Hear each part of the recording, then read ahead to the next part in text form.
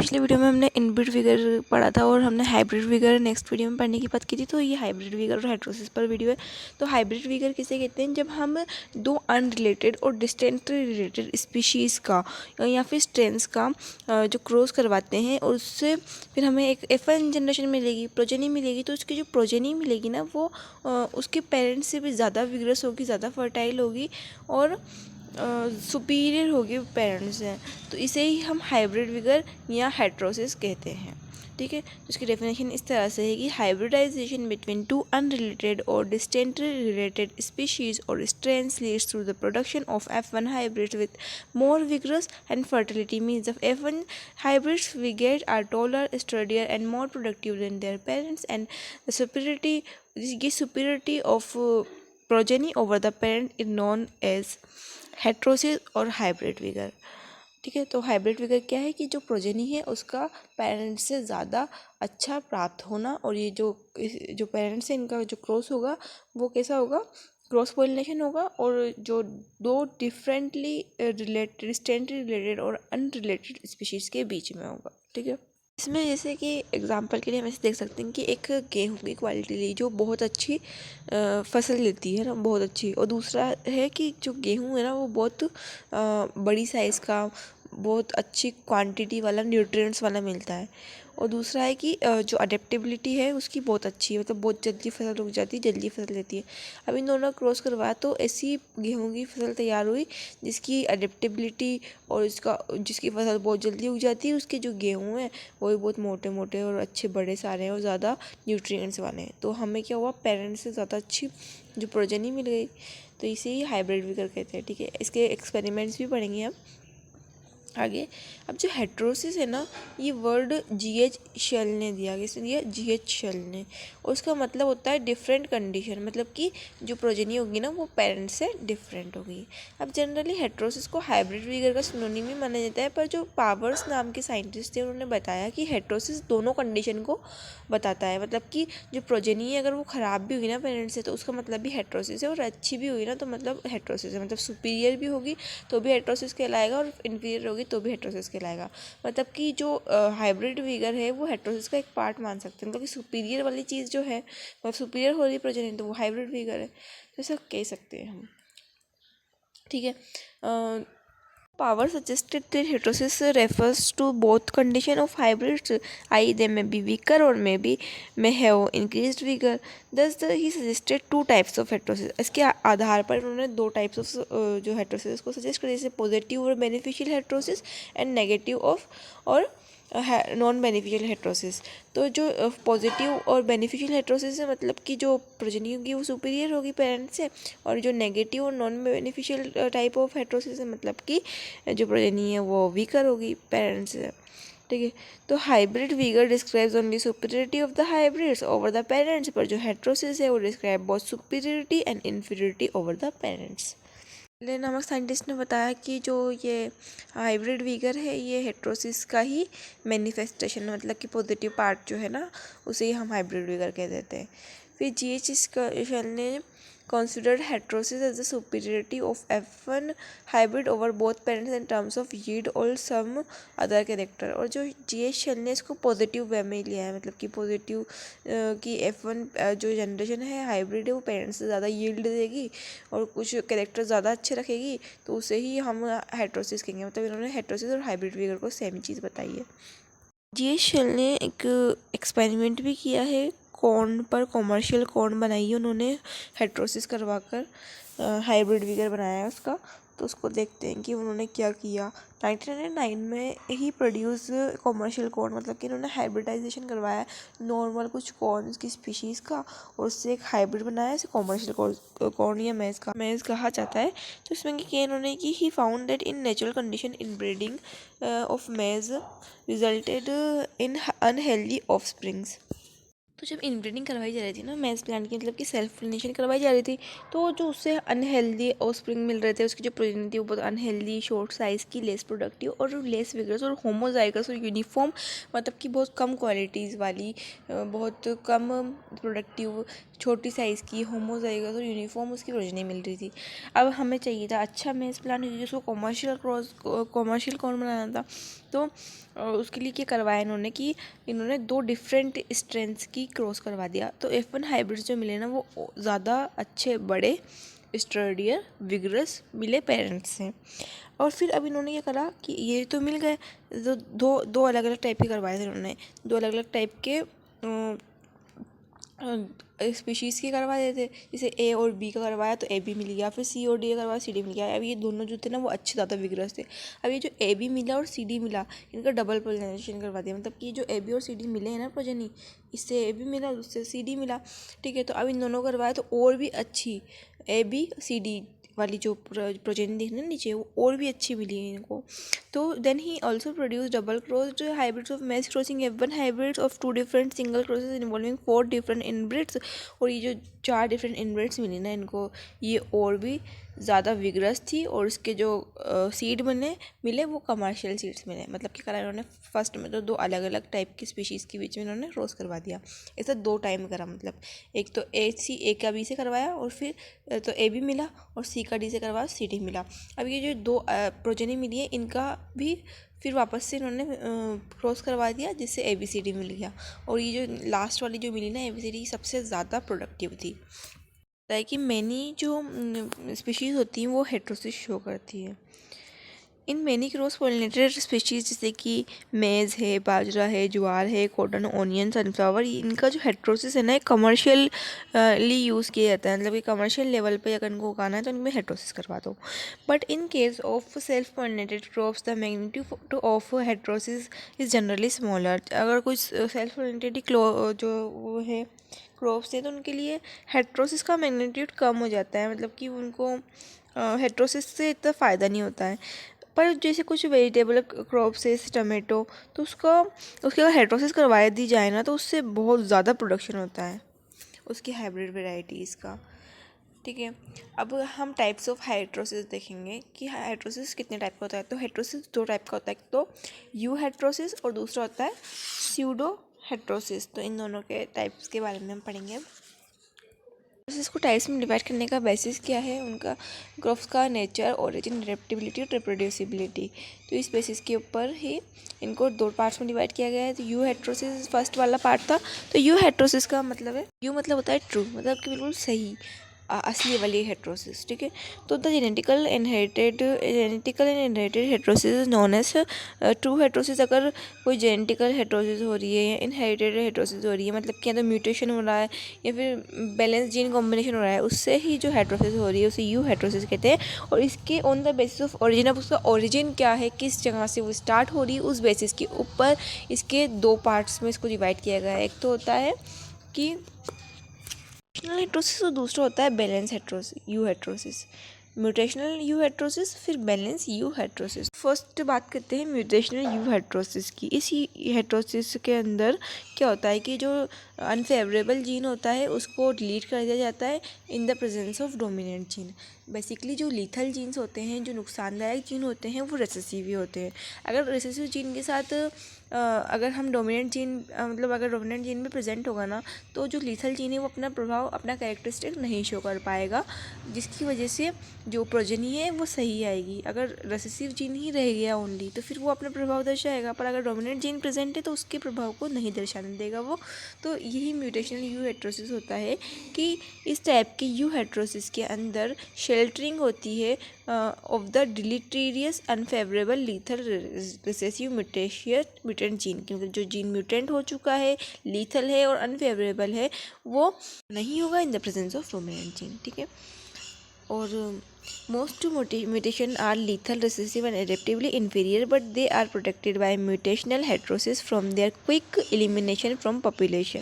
ज़्यादातर म्यूटेशन जो होती है ना वो लीथल होती है, रिसेसिव होती है और एडेप्टिवली इन्फीरियर होती है, मतलब कि घटिया होती है पेरेंट्स से। तो क्या होता है कि इनको प्रोटेक्ट किया जाता है म्यूटेशनल हेट्रोसिस के द्वारा। किससे? क्विक एलिमिनेशन करके पॉपुलेशन से, मतलब उनको हटा ही दिया जाता है, ठीक है। सेकंड है बैलेंस यू हेट्रोसिस। इसका ही टाइप है यू हेट्रोसिस का ही। This type of true heterosis is commercially utilise for development of hybrid varieties in plant breeding program. अब इसको कॉमर्शियली यूज़ किया जाता है कि बड़े लेवल पे अगर प्लांट्स डेवलप करने हैं तो बैलेंस यू हेटेरोसिस का यूज़ किया जाता है प्लांट ब्रीडिंग प्रोग्राम के अंदर। It arises out of balance gene, ये जीन के बैलेंस कॉम्बिनेशन के थ्रू एराइज होती है। जैसे कि हमने पहले एक्सपेरिमेंट्स में देखा था कि अगर हमने दो अलग अलग टाइप की स्पीशीज़ का वो किया तो उनकी जो बहुत क्वालिटीज़ हैं वो एक के अंदर आ जाएगी और प्रोजेनी अच्छी होगी पेरेंट्स से। तो ये वाला इसे ही बैलेंस यू हेटेरोसिस कहते हैं। It is out of balance gene combination with better adaptive value and agriculture usefulness, और इनसे जो प्रोजेनी मिलती है उसका बेटर एडेप्टिव वैल्यू होती है और एग्रीकल्चर यूजफुलनेस होती है, मतलब एग्रीकल्चर में इसका बहुत ज़्यादा यूज़ होता है क्योंकि ये क्रॉप अच्छी आएगी तो फिर इसका यूज़ होगा ही सही ना। फिर सेकंड है स्यूडो हेटेरोसिस। स्यूडो हेटेरोसिस किसे कहते हैं वो देखते हैं। स्यूडो का मतलब ही होता है नकली, मतलब वो सही नहीं है, नकली हेटेरोसिस है। तो ऐसी इस टाइप की एक अलग ही टाइप की हेटेरोसिस होती है, नकली टाइप की मतलब। तो मतलब जब क्रॉस करवाया जाता है दो पेरेंट्स का तो एक्सीडेंटल और एक्सेसिव और अनअडेप्टेबल एक्सप्रेशन और टेम्पररी वीगर आ जाता है। मतलब कि ऐसा एक्सीडेंटली बहुत सारी क्रॉप ग्रो हो गई पर वो टेम्पररी है, मतलब अगर हम उसको वापस से उसका करवाएंगे ना ग्रोथ उसको, तो वो ग्रोथ नहीं कर पाएंगे। वो जो प्लांट्स प्रोजेनी हमें आएगी वो स्टेराइल होंगे, पुअरली फर्टाइल होंगे और उनसे जो क्रॉप मिलेगी नेक्स्ट, मतलब अगर मिलेगी तो, वैसे तो मिलेगी नहीं, अगर मिल भी जाती है तो वो बहुत ज़्यादा पुअरली क्रॉप्स होगी, मतलब बहुत बेकार सी क्रॉप होगी। तो मतलब कि जब क्रॉस हो जाता है दो पेरेंट्स ब्रिंग्स, एक्सीडेंटल होगा, एक्सेसिव होगा और अनएडेप्टेबल एक्सप्रेशन शो करेगा और उनकी जो विगर होगी वो भी टेम्पररीली होगी और वेजिटेटिव आउटग्रोथ, मतलब एकदम से बहुत सारी आउटग्रोथ हो जाएगी, उसे ही हम सूडो हेटेरोसिस कहते हैं। पर के लिए कि हमने इंटर स्पेसिफिक क्रॉस करवा दिया, पर एकदम से जैसे क्रॉस करवाया तो लग्जरियंट जो उसकी प्रोजेनी आई ना उसमें बहुत सारी प्रोजेनी आ गई, लग्जरियंट बहुत भयंकर वाली वेजिटेटिव ग्रोथ हुई। और पर जो ये जो ग्रोथ हुई ना ये हो तो गई एक बार, पर ये सारे के सारे स्टेराइल है, पुअरली फर्टाइल है, इनका कोई फ्यूचर नहीं है, तो इसे सूडो हेटेरोसिस कहा जाएगा। तो ये हमने दो पार्ट पढ़ा, एक तो यू हेटेरोसिस, एक सूडो हेटेरोसिस। यू हेटेरोसिस सच में हेटेरोसिस हो रही थी, अच्छी फसल दे रही थी, जिसमें बैलेंस यू हेटेरोसिस को हम यूज़ कर रहे थे, कॉमर्शियली यूटिलाइज़ कर रहे थे कॉमर्शियल क्रॉप के डेवलपमेंट के लिए। जबकि सूडो हेटेरोसिस है उससे प्रोजेनी होती तो है बहुत लग्जरियंटली, खूब ज़्यादा उसकी प्रोजेनी होगी पर वो काम की नहीं होगी। तो these are the types of. Next topic is manifestation of hybrid vigour और पॉजिटिव हेटेरोसिस। हाइब्रिड विगर को जो है पॉजिटिव हेटेरोसिस भी कहते हैं, जैसे हमने पहले भी पढ़ चुका है क्योंकि ये सुपीरियर होते हैं ना इसकी प्रोजेनी पेरेंट्स, इसलिए। तो अगर हमें हाइब्रिड विगर या हेटेरोसिस के बारे में पता लगाना है, एक मैनिफेस्ट करना है कि क्या हो, कैसे हो रहा है या नहीं हो रहा, तो हमें पता चल ही जाएगा क्योंकि जो प्रोजेनी होगी उसकी हाई यील्ड होगी, बेस्ट क्वालिटी होगी, डिजीज रेजिस्टेंट होगा, इंसेक्ट रेजिस्टेंट होगा, अडेप्टेबिलिटी होगी, साइज़ ऑफ प्लांट ज़्यादा होगी और प्लांट पार्ट की साइज़ भी ज़्यादा होगी, ग्रोथ रेट भी ज़्यादा होगी, एंजाइम एक्टिविटी भी अच्छी खासी होगी। इन्फ्लोरेसेंस जैसे कॉलीफ्लावर की इन्फ्लोरेसेंस होगी, उसकी साइज़ ज़्यादा होगी, है ना। Size of pore and leave growth in spinach के पत्ते बड़े होंगे तो अच्छा ही होगा ना, आसानी होगी ना उसको बनाने में, उसको कट करने में, उसको साफ़ करने में आसानी होगी। तो अगर बड़े पत्तों वाली स्पिनच होगी तो हमें अच्छा ही रहेगा। ठीक, केबेज की भी अगर साइज़ बड़ी होगी तो ये सब चीज़ें क्या शो करती है कि यहाँ पर हाइब्रिड विगर हुआ है। इसको हम न्यूमेरिकली भी फाइंड कर सकते हैं by the formula of F1/P1 + P2/2 × 100। अब यहाँ पर F1 प्रोजेनी का लिए यूज़ किया गया है, P1 जो है पेरेंट 1 और P2 मतलब पेरेंट 2। यहाँ पर हम अगर साइज़ के बारे में बात करें, जो जैसे कि P1 पेरेंट 1 की साइज़ यहाँ 45 सेंटीमीटर दी हुई है और P2 की साइज़ दी गई है, पेरेंट 2 की साइज़ दी गई है 35 सेंटीमीटर, तो यहाँ फॉर्मूले में रख देंगे हम। और जो F1 की साइज़ दी है 60 सेंटीमीटर, तो अगर इसको फॉर्मूले में रखेंगे तो आंसर आएगा 150%, मतलब कि यहाँ पर 150% जो है वो हाइब्रिड विगर या पॉजिटिव हेटेरोसिस हुआ है। अब 3 डिफरेंट वे है, अगर देखिए हम मैनिफेस्ट करेंगे यहाँ हेटेरोसिस हुआ है उसके बारे में, तो उसके 3 लेवल है। एक तो क्वांटिटिव लेवल, अगर हम एक क्वांटिटी देख के पता लगा सकते हैं कि अगर क्वांटिटी ज़्यादा आ रही है तो फिर हाइब्रिड विगर हुआ। एक फिजियोलॉजिकल लेवल होता है, मतलब कि पहले जो प्लांट है उसकी फिजियोलॉजी देखकर पता लगा सकते हैं, और एक बायोलॉजिकल लेवल होता है, तीनों के बारे में हम पढ़ेंगे। तो क्वांटिटिव लेवल के क्वांटिटी लेवल में हमेशा क्वांटिटी बढ़ेगी, ये याद रखना है हमें। 4 चीज़ें हैं इसके अंदर, 4 चीज़ें याद रखनी है हमें। फर्स्ट है कि अगर क्रॉप यील्ड बढ़ रही है, बेटर हो रही है, और जैसे कि इन टर्म्स ऑफ ग्रेन अच्छा रहा है, अनाज अच्छा दिख रहा है, बहुत सारे फ्रूट उग रहे हैं, है ना, और सीड और लीफ सीड्स भी बहुत सारे मिल रहे हैं, एक फ्रूट के अंदर भी बहुत सारे सीड्स भी ज़्यादा होंगी, ट्यूबर्स भी ज़्यादा होंगी और होल प्लांट, ठीक है। तो ये सब चीज़ें दर्शाती हैं कि बेटर क्रॉप यील्ड हुई है, मतलब कि हाइब्रिड विगर हुआ है। फिर सेकंड चीज़ है कि अगर केटल्स के अंदर देखेंगे तो अमाउंट ऑफ मिल्क इंक्रीज़ हो जाएगा। Increase in the production of silk bye silk moth, अगर सिल्क मोथ के अंदर सिल्क प्रोडक्शन ज़्यादा हो रहा है तो वहाँ पर हाइब्रिड विगर हुआ है। ठीक है, तो इसे मैनिफेस्ट कर सकते हैं हम। मतलब मैनिफेस्टेशन में हम ये पता लगा सकते हैं ना कि अगर हाइब्रिड विगर हो रहा है ना, तो हमें मिलेगा ही सही अच्छा खासा सिल्क, प्रोडक्शन ऑफ सिल्क बढ़ेगा, केटल्स के अंदर अमाउंट ऑफ मिल्क बढ़ेगा। और थर्ड नंबर का है कि जो साइज़ है वो भी इंक्रीज़ हो जाएगी। जैसे कि टोमेटो है, ठीक है, टोमेटो की साइज़ बढ़ जाएगी, अच्छा ही है ना।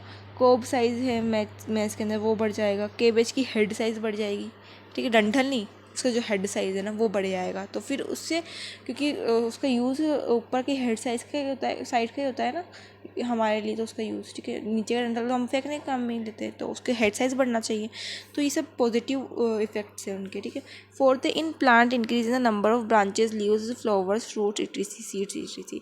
और प्लांट्स के अंदर अगर हाइब्रिड विगर हो रहा है तो मतलब क्या होगा, उसकी ब्रांचेस बढ़ जाएंगी, लीव्स बढ़ जाएंगी, फ्लावर्स बढ़ जाएंगे, फ्रूट बढ़ जाएंगे और सीड्स बढ़ जाएंगे। तो ये हमने क्वांटिटी एनालाइज में देखा, मतलब कि उसकी संख्या में वृद्धि देखा। चार चीज़ें देखी थी। एक तो बेटर क्रॉप यील्ड के लिए grain, fruit, seed, leaf, tubers और होल प्लांट्स में वृद्धि होगी। फिर अगर मिल्क के एक्सपेक्ट है तो केटल में जो है मिल्क का अमाउंट बढ़ जाएगा।